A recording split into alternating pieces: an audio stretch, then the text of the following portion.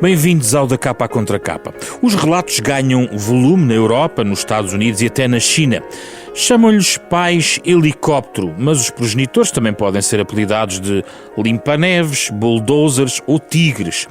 São cada vez mais e descrevem estilos e atitudes parentais marcadas pela forte proteção e intervenção na vida social e escolar dos filhos, mesmo na maioridade. Queremos saber nesta edição até que ponto este acompanhamento intenso da atividade dos filhos deixa, a partir de certo ponto, ser saudável para o crescimento equilibrado das crianças e jovens. Podemos falar de controle excessivo dos filhos, quase como uma espécie de nova pandemia. Com que ajudas podem os pais contar? Algumas perguntas para esta conversa, para a qual convidamos a psicóloga Ana Muniz, psicoterapeuta de adultos e adolescentes, e Maria Amélia Amorim, psicóloga escolar na Escola Secundária Marquês de Pombal, em Lisboa. Obrigado pela vossa presença, um gosto de recebê-las aqui para falar sobre este tema. Ana Muniz, quando nós discutimos na nossa equipa trazermos este tema, já estávamos a discutir há algum tempo devido a um conjunto de relatos que ouvíamos, mas também alguns artigos na imprensa, algumas colunas de opinião, alguns desabafos desta realidade que já tem sido mais estudada, até do ponto de vista académico, mas que nos parece realmente crescente. Eu não sei se é crescente ou não, gostava de saber a sua perspectiva, se estamos de facto a assistir a algo que está a acentuar-se no comportamento parental neste domínio, como eu comecei a apresentação do programa. Muito obrigada pelo convite. Eu creio que agora é mais visível. Quando agora este ano começaram aquelas notícias de professores universitários que tinham lá os pais. Tinham lá os pais a protestarem em relação às notas, a pedir novas oportunidades para os filhos repetirem, a ir com os filhos inscreverem-se à faculdade. Mas eu creio que não começou aqui. Nós vimos chegar. Eu creio que começou há cerca de 15, 16 anos, isto começou a ser mais comum, que é, os pais deixam os filhos na creche e passado 10 minutos têm uma foto a mostrar que não está a chorar. E por isso esta necessidade de controle e no fundo esta dificuldade em gerir o medo, porque se é pai ou mãe, ou qualquer parentalidade e educação, há uma parte de gerir o medo quando nós damos autonomia. E é suposto que seja uma autonomia crescente exatamente para os riscos serem ponderados e apoiados. E a primeira vez que eles vão sozinhos para a escola, ou que vão sozinhos à padaria, nós vamos atrás, eles não nos veem, vemos se atravessam a passadeira, etc. Se nós não fizermos este percurso, e aqui queria ir para nós pais, ou nós educadores, são muitas nossas necessidades que ficam em causa. E nesta sociedade, e depois há aqui vários fatores, eu tenho uma visão mais, por um lado estávamos a falar disso, um pouco filtrada, porque acho que eu trabalho com aquilo que nós podemos chamar os pais, que os psicólogos chamam os pais muito investidos, ou seja, os pais que leem muito, sabem muito, querem muito que os filhos sejam felizes e bem-sucedidos, e muitos pais helicóptero são estes. São pais especialmente informados. São pais especialmente informados e dedicados. Com um lado aqui, eu faço uma pequena diferença entre os pais helicóptero e os pais limpa-neves, e apesar de não serem termos técnicos, são termos que ajudam a perceber. Vamos lá explicar então. Os pais helicóptero funcionam muito pelo medo, e por isso é um controle no sentido de eu sei sempre onde eles estão, eu sei sempre o que eles estão a fazer, eu reduzo os riscos, eu levo à escola e deixo à porta, toda essa parte do medo. Os pais limpa-neves, a meu ver, isto é mesmo uma visão clínica, mas pessoal, é muito eles têm que ter sucesso. Aliás, o limpa-neves, os pais Snowplow, eles vão planando o terreno à frente dos filhos, não é isto? Sim, vão tirando os obstáculos. Que tem um lado um pouco perverso, que é como se os pais de helicóptero dizem às crianças: o mundo é perigoso e tu és frágil, e por isso eu estou aqui para te proteger e controlar, porque controlar e proteger, eu não sei a certa altura, na verdade para mim os pais é que precisam de trabalhar estas necessidades deles. Os pais limpa-neves, eu preciso que tu tenhas sucesso, eu preciso que tu atinjas resultados. E por isso eu estou cá para te facilitar a vida, mas há um resultado. Mas são duas coisas distintas. Uma coisa é resultados /escolares, outra coisa é comportamentos. No fundo, embora as coisas estejam ligadas, o controle da questão da segurança é diferente da questão dos resultados. É exato, não é? Por isso é que eu distingo entre os dois. Um é mais eliminar obstáculos de modo a que se atingem resultados, e o outro é mais o controle no sentido do medo do risco. Claro que isto não são categorias assim tão distintas, mas é diferente, as mensagens são diferentes. Porque o que nós notamos é miúdos que têm, e comentámos isso, há miúdos que eu acho que têm, que nós podemos chamar de trabalho infantil. Se nós pensarmos na carga horária, na quantidade de atividades e na expectativa de resultados, deles serem bons, deles serem convocados para os jogos, deles serem bons no piano, há aqui um lado de atividades que não é suposto, não parece saudável que as crianças tenham toda esta responsabilidade. Maria Amélia Amorim, onde é que começa o exagero? Porque um pai preocupado com o filho é algo natural desse ponto de vista, até em relação à sua própria segurança e preocupado também com o seu desempenho escolar. Onde é que se traça aqui a fronteira sobre o que é já um exagero? Poderíamos talvez considerar que tudo isso já é um exagero, na medida em que muitas vezes de facto não sobra espaço ao adolescente para tomar decisões e para fazer escolhas. Mas estou-me a lembrar de casos muito concretos em que, por exemplo, os pais intervêm na resolução de conflitos entre pares, os adolescentes, os amigos da escola, os companheiros, em que os pais sentem necessidade de vir à escola para resolver pelos filhos este tipo de questões. Isso é, obviamente, penso que para nós todos, um exagero. Concordo com a Ana, este fenómeno dos pais que investem, talvez excessivamente na vida dos filhos, não é de agora. Vem-se assistindo paulatinamente a este efeito.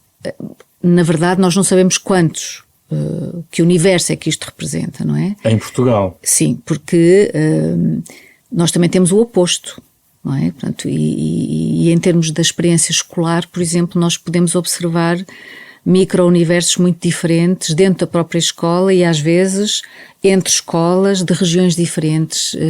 O que é que chama o oposto? Os pais, por exemplo, muito permissivos, pais desistentes. Isso também se encontra, não é? Aquele tipo de pais que diz: eu já não vou fazer nada, já tentei tudo, não quero saber, agora a escolha é deles e se escolherem mal, o problema é deles. Temos este outro lado, não é? E os permissivos são pais que na verdade não estabelecem fronteiras nem regras, não é? Falou há pouco dos pais virem à escola fazer uma intervenção em conflitos entre pares, digamos assim.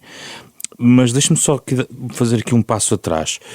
Nós estamos aqui numa situação de 8 para 80 do ponto de vista da intervenção dos pais no campo escolar, porque durante muitos anos muitos diretores de turma, professores, queixavam-se da ausência dos pais em reuniões, que não se interessavam sobre o rendimento dos filhos, e agora há ainda essa super intervenção, digamos assim, pode haver essa super intervenção. É lícito falar num 8 para 80 deste ponto de vista? Não podemos generalizar. Como disse há pouco, o contexto escolar é muitíssimo diversificado e encontramos de tudo. Encontramos estes pais de que estávamos a falar ainda agora, portanto os pais que controlam, que controlam inclusivamente o que se passa nas redes sociais dos filhos quando há conflitos e portanto os próprios pais, eu já estive numa situação em que os pais redigiam as respostas, portanto temos aqui de facto uma invasão importante e por vezes de facto excessiva, claro, na vida dos filhos, mas depois também temos os desistentes, temos os permissivos, temos aqueles que não procuram a escola e não vão.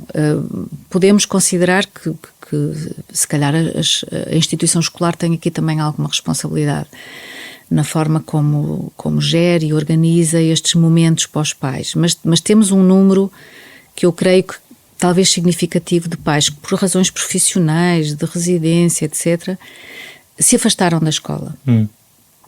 E que têm dificuldade em vir à escola e em manter diálogo com a escola. Portanto, há muitos universos.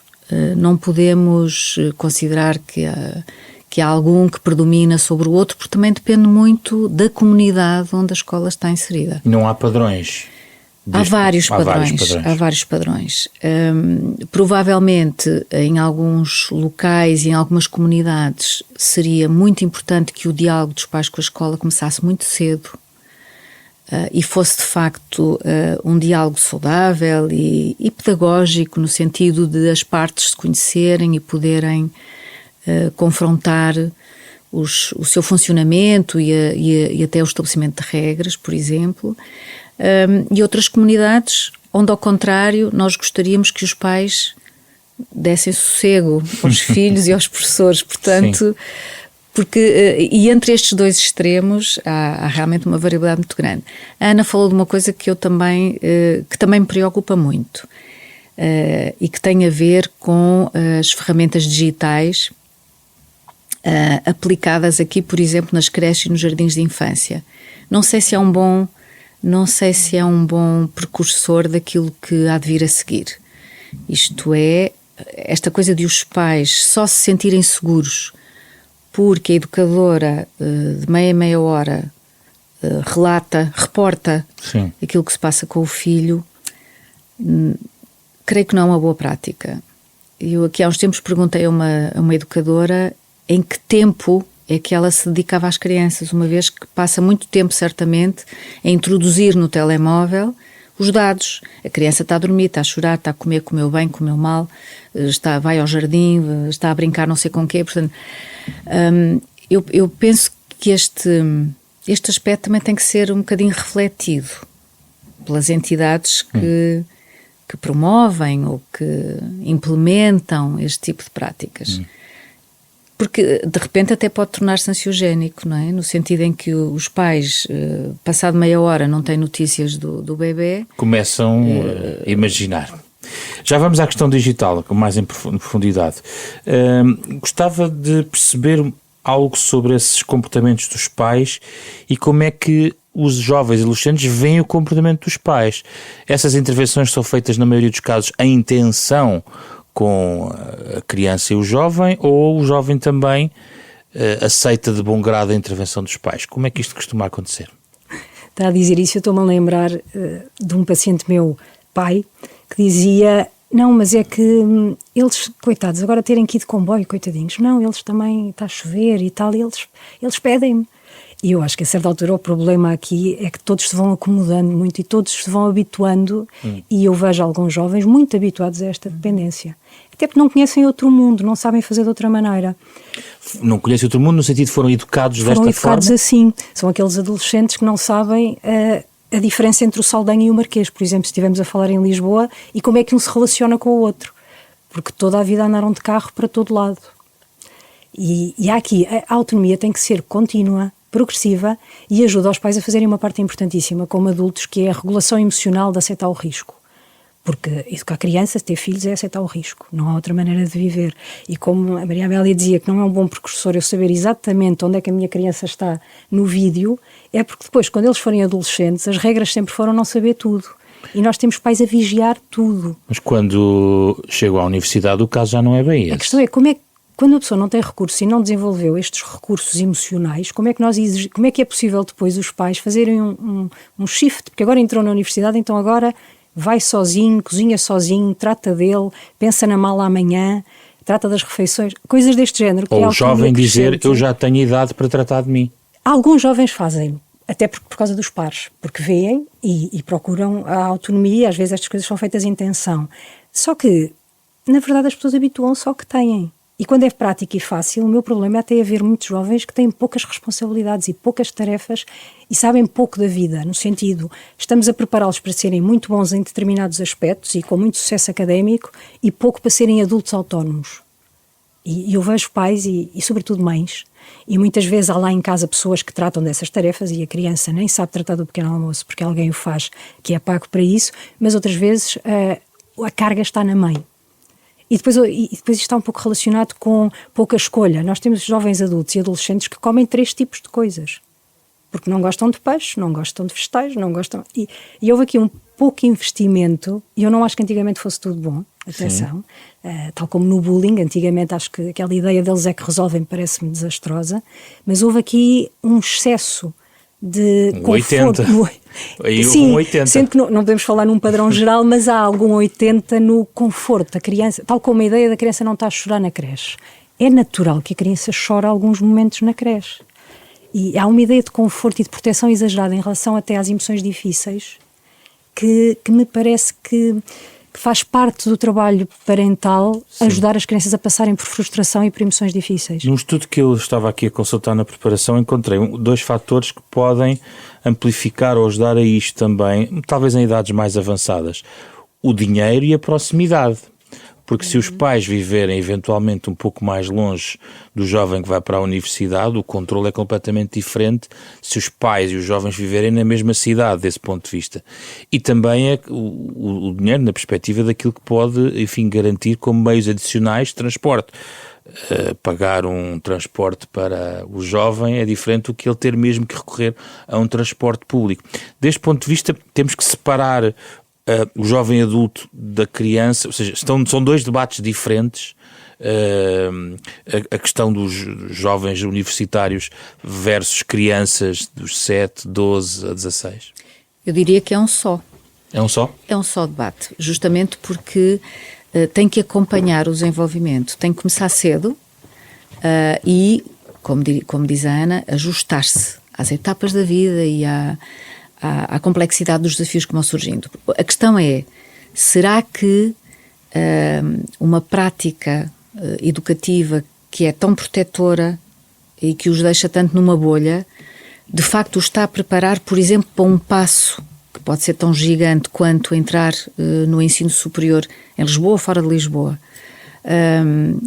Porque até aí eles teriam que ter adquirido já muitas competências de autogestão, de autorregulação, de gestão do dinheiro até, de proteção face ao perigo, etc.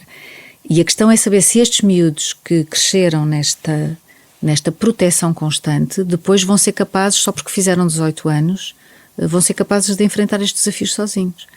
E, portanto, eu diria que isto não é uma questão nem da infância nem da juventude, é um contínuo. Mas a adolescência não é o momento da autodeterminação? Não era suposto esse momento da vida em trazer uma tensão para essa relação? E é desejável que assim seja. No entanto, a adolescência não começa e acaba num dia, não é? Começa num dia e termina no outro. A adolescência é um processo de crescimento, de amadurecimento, de aquisição de competências sociais, relacionais, não só cognitivas. E portanto, nessa perspectiva é sem dúvida um contínuo. E é essa preparação que, de facto, temos que introduzir enquanto pais, temos que introduzir muito cedo. Quando fala muito cedo, está a falar em idades tenras, muito tenras, é isso? Sim, claro que sim. E quer dar uns exemplos do que é que faria sentido nessas intervenções? Também li algo como quase tão importante como a idade a partir do momento em que a criança começa a vestir-se sozinha, sem o apoio dos pais, quer dizer... Arrumar os brinquedos. Arrumar os brinquedos, não é? Colaborar numa ou noutra tarefa doméstica adequada à idade da criança, obviamente. Portanto, é realmente o dia-a-dia, são as práticas do dia-a-dia que nos parecem, às vezes, a nós profissionais...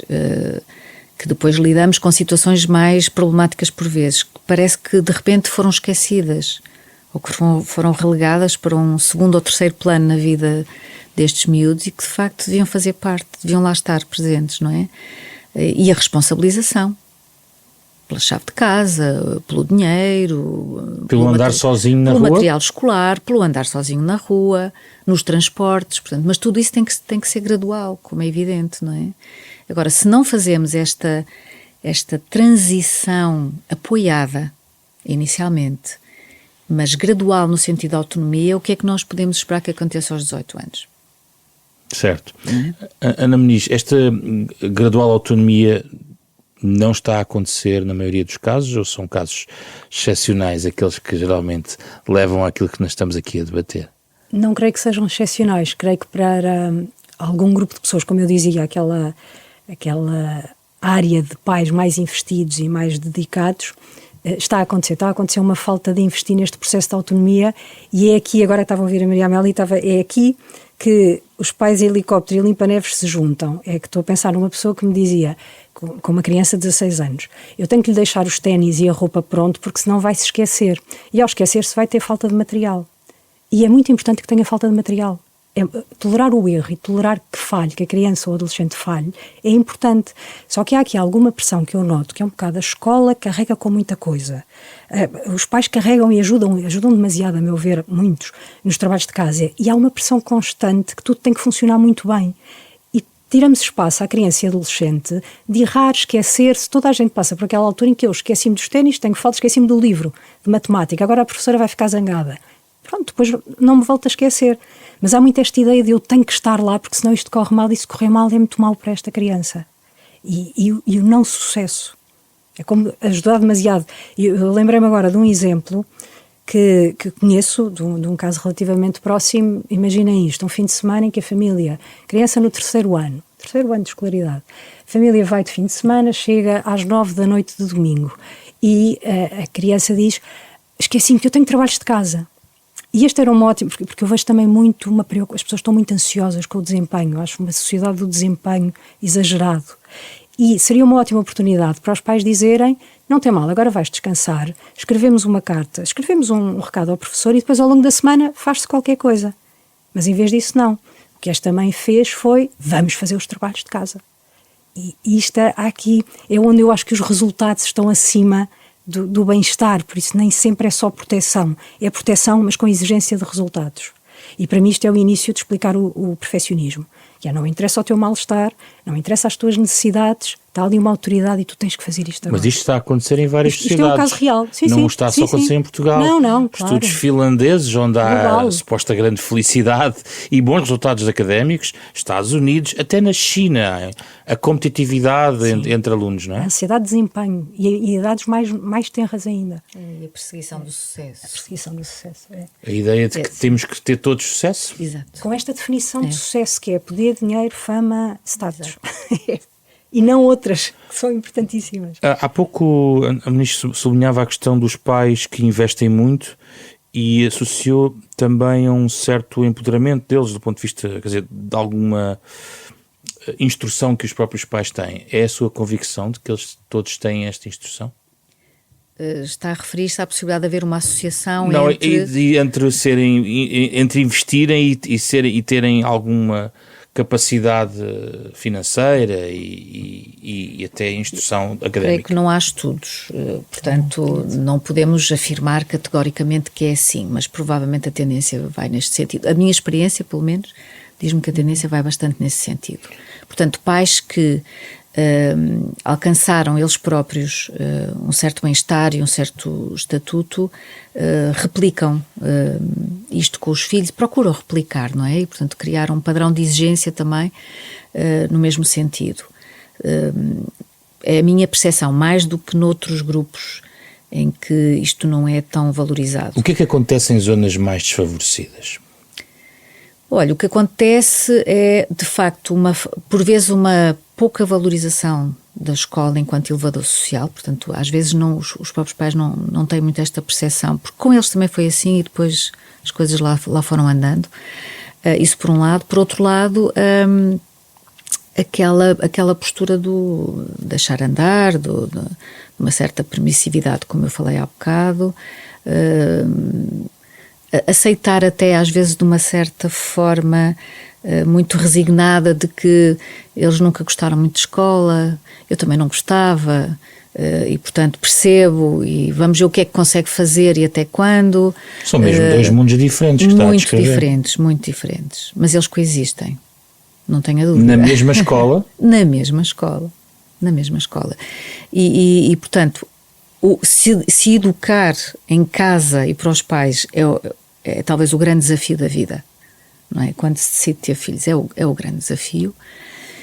Para a escola neste momento é um gigantesco desafio, porque nós precisamos cada vez mais deste diálogo e desta proximidade com os pais, quer por umas razões, quer por outras, portanto, pelos excessos e também muitas vezes por aquilo que está entre estes dois polos, obviamente. Precisamos desse diálogo e estamos a assistir a uma realidade completamente mutante, a uma velocidade vertiginosa. Ainda há bocado estávamos ali a falar da questão da chegada dos migrantes, dos refugiados não acompanhados, portanto as escolas estão a ficar cheias de novas realidades e que de facto a maioria delas nós não conhecemos bem. Pode ser que a seu tempo venhamos a conhecer, mas neste momento não conhecemos ainda bem. Sim, é um terceiro mundo, exatamente, entre aspas, uma terceira camada de um universo diferente ainda, não é? E, portanto, estamos a tatear, não é? Muito nesta perspectiva que não conhecemos bem o que está a acontecer. Em relação àquilo que são os nossos pais e os nossos públicos, sem dúvida que temos como eu já disse, temos uma grande variedade de perfis, não há não podemos dizer se há um que seja dominante em relação ao outro. Lá está, mais uma vez, volto a dizer, depende das comunidades onde as escolas estarão inseridas, mas o que nós temos vindo a refletir também internamente, e penso que na maioria das escolas essa reflexão é feita já há algum tempo, é como é que nós próprios, escolas, vamos mudar as nossas práticas no sentido de podermos chegar a estes pais, quer àqueles que de facto colocam na educação dos filhos e na formação dos filhos metas muitíssimo exigentes e muito altas, quer àqueles que... Os desistentes. Exato. E para onde se encaminha essa reflexão do que tem ouvido? Olha, neste momento eu acho que nós andamos todos à procura de soluções, não é? É claro que depois há muitas variáveis que não ajudam a escola, desde logo os horários de trabalho, a distância que os pais vivem, isto no caso de Lisboa, obviamente os grandes centros. Portanto, temos aqui muitas variáveis com as quais é muito difícil lidar. E, portanto, os passos são tímidos, andamos sempre à procura de atividades escolares que possam cativar os pais e trazer os pais. Em idades mais jovens isso resulta, em geral resulta, nas escolas de primeiro ciclo, até ao segundo ciclo ainda resulta. Os pais gostam de vir à escola, gostam de estar presentes nos eventos, gostam de ver aquilo que os próprios filhos conseguem fazer e produzir em conjunto ou individualmente. Nas idades mais avançadas já não é assim, já não é tão fácil.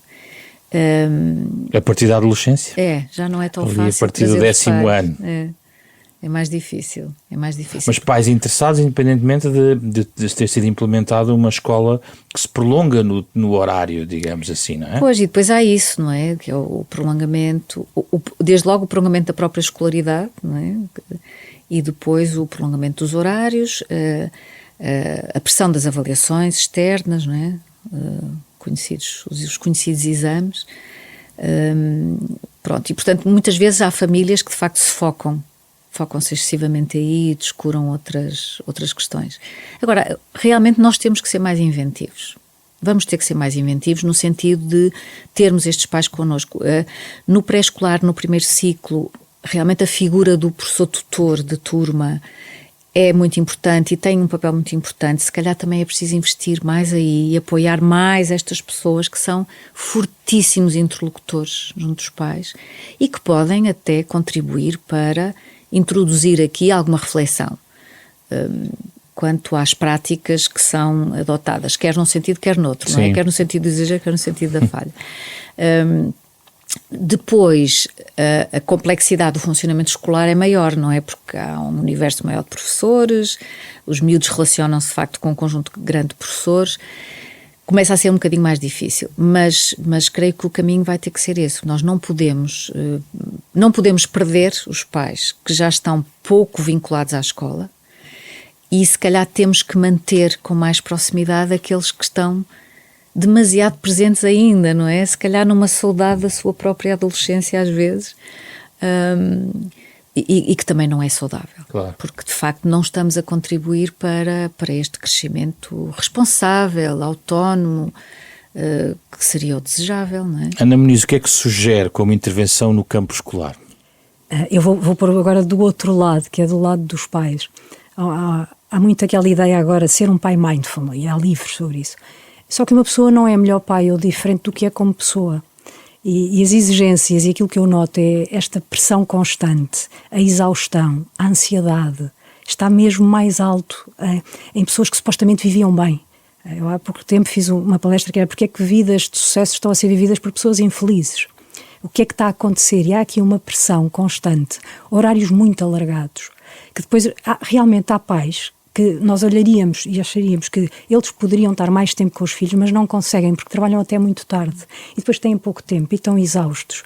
E o mindset é a ideia de eu atingir sucesso graças ao meu esforço e sacrifício e por isso o esforço e sacrifício e atingir resultados é aquilo. Há aqui um ciclo que nós precisamos de olhar de fora e perceber, a meu ver, não está a correr bem. E por isso, o primeiro que eu sugiro a cada pai ou mãe que estiver a ouvir, ou educador, madrasta, padrasto, etc., que estiver a ouvir, é pense como é que está, porque para eu conseguir ter uma ação diferente com os meus filhos, eu tenho que eu própria estar diferente. E há limites que é preciso pôr, e é preciso aceitar erros, e é preciso aceitar o processo, e é preciso aceitar o risco, não saber onde é que eles estão à 1h. Eu conheço pais que os adolescentes podem sair à noite, se de 15 em 15 minutos mandarem uma mensagem, e o telefone tem que estar com som, e eles estão sempre a ligar. É muito difícil assim. Isso acho que é um processo que começa com a regulação emocional dos próprios pais. Nós somos um todo. E esta pressão eu vejo mais na sociedade em geral do que só aqui um sintoma, por isso é que a ideia pandemia não me soa tão bem, porque não é uma coisa isolada que de repente apareceu, é alguma coisa que já mais estava, contínuo, não é? mais insidioso, que foi entrando, e nós agora estamos a ver os resultados, e ainda bem, porque precisamos de atuar. Mas eu começaria os pais pensarem como é que conseguem gerir para dar mais aos filhos aquilo que será uma autonomia progressiva e um cuidado com o bem-estar real. E o que é que sugeriria aos professores? Primeiro, os professores são adultos, e também ninguém é melhor professor do que a pessoa neste sentido, que é uma profissão muitíssimo exigente, com um grau de exposição muitíssimo exigente, e o que eu sugeria era também pensar em qual é o papel, qual é o longo prazo e qual é o papel que cada um tem na vida destas crianças, porque nós sabemos que os professores têm um papel fundamental, mas é um papel relacional também, não é só um papel de atingir metas e chegar aos rankings. Só que, mais uma vez, eu nunca ponho as coisas na culpabilização de alguém, porque nós precisamos de ajudar as pessoas a terem mais recursos para gerirem a pressão, de modo a que a pressão diminua. Os professores têm uma pressão gigante sobre eles também. Só que o papel de um professor é, sobretudo, o papel de um educador, no sentido mesmo da maneira como trata a criança, da maneira como ajuda a evoluir, do reforço que vai dando nas conquistas. E se estivermos todos alinhados mais neste processo e não tanto nos resultados, Sim. corre melhor. Houve muita reflexão nos últimos anos sobre o papel do professor e a questão da autoridade do professor, noutros debates relacionados com a escola. Deste ponto de vista, ter um pai que está sempre em cima, no caso de estar em cima, digamos assim, daquilo que está a acontecer com o seu filho na escola, põe em causa a autoridade do professor? Chega a esse ponto ou não? Chega, por vezes chega, sim, sem dúvida.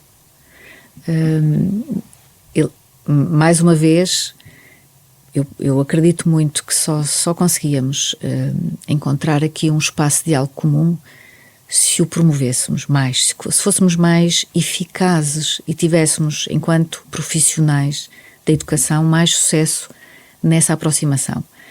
Há países, eu agora estava a ouvir, estava-me a lembrar, há países onde os pais têm um espaço na escola, por exemplo, quinzenal, e as escolas promovem esse espaço de encontro, que no fundo são quase grupos de entreajuda, não é?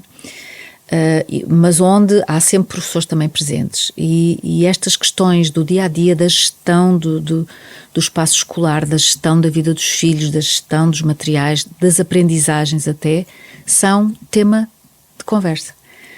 O que é que acontece nestes países? Os pais não têm este horário de trabalho que nós temos. E, portanto, isso acaba por ser possível, não é? Portanto, eu julgo que é muito por aí. E desse ponto de vista, o tempo restante que tem acaba por se calhar mais direcionado à recriminação, a ver aquilo que está mal e não propriamente para vivenciar o que eventualmente é positivo na escola. Sim. Certo? Sim. Isso acontece imenso, não é? Portanto, e estes pais que procuram muito sucesso, por vezes também são bastante externalistas na atribuição de responsabilidades. A responsabilidade é do professor que não é competente, atenção, estamos a fazer uma análise aqui muito em conversa, sim, no abstrato.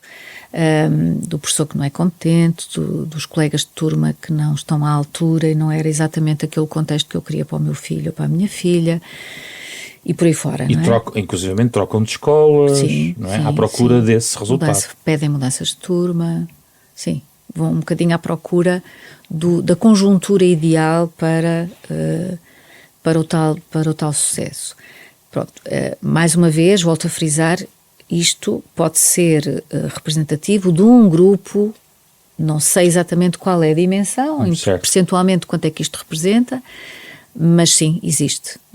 E esta atribuição muito externa da causalidade, nós sabemos que tem maus resultados, não é? Portanto, promove muito pouco o crescimento interior, o amadurecimento, a reflexão Sim. sobre os próprios atos e as suas consequências, etc. Portanto, não é este o caminho, seguramente não é. Na verdade, penso que, de uma forma geral, quer num extremo, quer no outro, acho que nós, como pais, eu também falo como mãe, acho que precisamos todos de ajuda. Uma escola de pais, quase, não é? Sim, não pode ser num modelo muito conservador nem muito tradicional, não pode, já ninguém adere, penso eu, uma coisa destas, mas se realmente nós conseguíssemos ter interlocutores nas escolas também, capazes, mais qualificados, com mais proximidade dos pais, acho que seria a melhor das soluções. Sim. Porque não podemos, de facto, prescindir disto, não é? A escola é vital no crescimento e, portanto, é uma instituição inquestionável na sua importância e no seu valor. A família também e, portanto, nós só poderíamos ganhar se conseguíssemos estar mais de mãos dadas. E depois também temos aqueles pais que, não sei também quantos são, quanto representa isto, Sim. que face a um percalço vão pedir imediatamente contas à escola, não ao filho.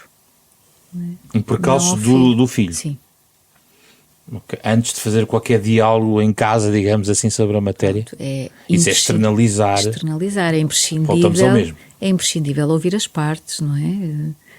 Enfim, não voltar ao passado, que alguns ainda, com certeza, vivemos, de a escola tem sempre razão e as pessoas têm sempre razão, porque também não é verdade. Mas também não cairmos no extremo oposto, não é? Portanto, e este diálogo eu acho que podia ser realmente muito promotor de mudança. A dificuldade é como, em que dias, em que momentos, a que horas. E isso é um problema que é a sociedade toda que vai ter que resolver. É da organização também do meio, não é? Sem dúvida. Maria Amélia Amorim, há pouco estava a sublinhar algo que me chamou a atenção, a ideia de que até para redigir mensagens às vezes os pais ajudam. Eu gostava de recolocar aqui a questão da autonomia dos adolescentes. Como é que eles permitem, no fundo, que isso aconteça? Não seriam eles também interessados nessa autonomia e, desse ponto de vista, de forma a poderem também resolver a sua própria vida? Será que os nossos adolescentes estão cada vez mais acomodados? É isso? Olha, é uma boa questão, porque a realidade às vezes parece mostrar isso. Há realmente alguns adolescentes que se acomodam a estes modelos, mas não, mais uma vez não são todos, não é? E de facto a luta pela autonomização continua a ser uma das grandes bandeiras, acho eu, da adolescência, não é? Seja a que preço for às vezes, mas sim, mas continua a ser uma grande bandeira, ainda bem, porque é uma das principais tarefas do crescimento e desta fase da vida, não é? Mas, olha, posso lhe dizer que eu já vi pais a escreverem, mães a escreverem mensagens, a responderem em lugar dos filhos, sim. Mais uma vez, será com certeza uma minoria, não é a maioria, claro que não. Mas já aconteceu. Desse ponto de vista, o debate sobre os telefones nas escolas faria alguma diferença desde o ponto de vista relacionado com a autonomia, ou é um assunto completamente distinto deste? Está tudo interrelacionado, não é? Mais uma vez, a questão do acesso ao digital tem que ser visto com muita sensatez, muita ponderação, muito em função da idade e do contexto de vida, obviamente. E se pensarmos nas escolas de hoje, há bocado estávamos a falar disso, se pensarmos nas escolas de hoje com esta diversidade de origens, diversidade linguística, etc., em determinada altura podemos até olhar para o telemóvel, por exemplo, como um recurso indispensável e, portanto, não podemos diabolizar aquilo que não deve ser visto dessa forma, não é? Portanto, é uma ferramenta que pode ser, de facto, útil no dia-a-dia e contribuir até para a melhoria da prestação do serviço educativo, sem dúvida. Mas tudo isto requer realmente muita sensatez e, portanto, mais uma vez, cabe à família dialogar e decidir o quê, como e quando na questão do acesso aos digitais. E que limites. Porque realmente eles não acedem ao digital só na escola e durante o dia, acedem ao digital também durante a noite. Falta a continuação, não é? É. Da escola para a família, é isso? tem que haver, mais uma vez tem que haver concertação e tem que haver diálogo, não é? Agora, cabe à família, sobretudo à família, educar para esses limites, educar para um uso responsável, não é? Mais do que a escola, não é? Cabe à família. Ana Muniz, qual é a sua opinião sobre este ponto?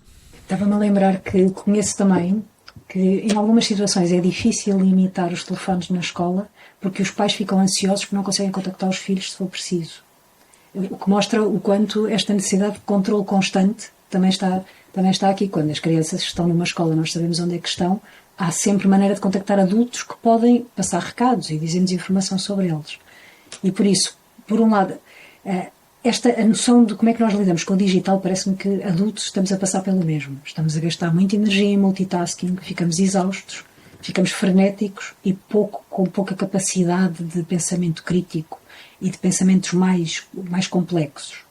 E por isso uma das coisas que também faz parte, estava a ouvir a Maria Amélia, e faz parte da família é a resistência à frustração, que é a capacidade de cumprir regras, que agora está na altura de desligar, seja para dormir, seja porque agora é a aula, e por isso é esta flexibilidade que responsabiliza, que as regras estão claras, há consequências, eu acredito muito nessa regulação, eu própria noto isso, se eu quiser concentrar-me, tiro o telefone daqui, porque senão é muito fácil a fuga imediata ao telefone, logo que me aparece alguma coisa, ou uma emoção mais difícil, ou um pensamento mais difícil que eu não sei, é uma fuga muito fácil. É um evitamento emocional, é assim que... E por isso precisamos treinar desde o início para saber parar, saber largar e saber voltar. O outro lado deste controle parental é quando há pouco pensávamos nos pais estarem muito em cima e muito a saber o que é que se passa com as crianças, é como é que se consegue regular, como é que se consegue ir deixando ir, como é que se consegue ganhar a capacidade de estar sem saber o que é que está a acontecer neste momento. Porque se não podemos chegar ao ponto de ter adultos de 40 anos que os pais sabem sempre onde é que eles estão. E em algumas famílias nem sequer sabem que estão a ser espiados pelos pais.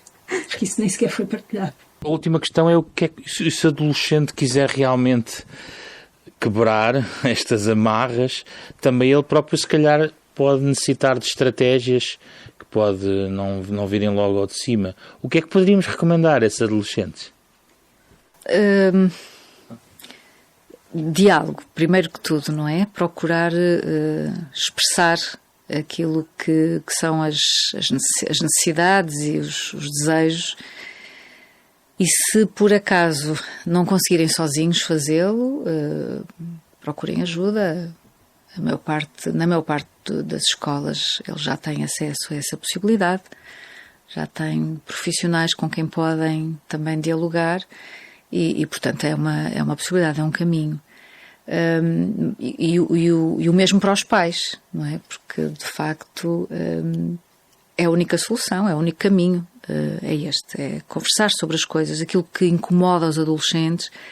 Eles às vezes não expressam isso e há coisas que os incomodam, muitas coisas que os incomodam, e no fundo se calhar realmente o papel das pessoas que estão à volta é procurar apoiá-los na capacidade de expressar esse mal-estar, esse desencanto,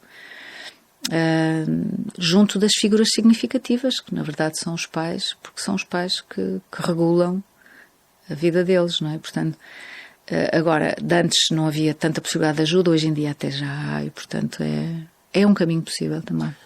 Ana Muniz, o que é que aconselharia a estes adolescentes? Agora estava a pensar aos adolescentes e aos pais, eu trabalho muito com os pais também, e é aceitar que os adolescentes têm direito à vida privada, e a nossa posição como educadores não é controle, é uma proteção progressiva que vai ensinando, não é uma questão de eu ser autoridade, é uma questão de, à medida que vais crescendo, vais precisando de menos que eu tome decisões por ti e que eu esteja lá. E este é o caminho que estamos a fazer. E por isso os adolescentes têm direito, nós temos que lhes dar o direito de nos pôr limites, e eles têm direito à vida privada, e sempre que a comunicação não é aberta e de confiança, vai por caminhos piores, e esses caminhos piores são aqueles em que o adolescente vai ter que lidar com riscos maiores, sem ter o apoio, e sem poder pedir ajuda, e sem ter o apoio dos pais. Ana Muniz, Maria Amélia Amorim, muito obrigado pela vossa presença aqui. O controle excessivo dos filhos trouxe-nos esta conversa no Da Capa à Contra Capa, um programa da Renascença em parceria com a Fundação Francisco Manuel dos Santos. A versão alargada do programa está disponível em versão podcast, um genérico original do pianista Mário Laginha. Fizeram o programa esta semana Rui Glória, Diogo Casinha, Ana Marta Domingues e José Pedro Frazão. Na próxima semana voltamos então para conversar sobre outro tema.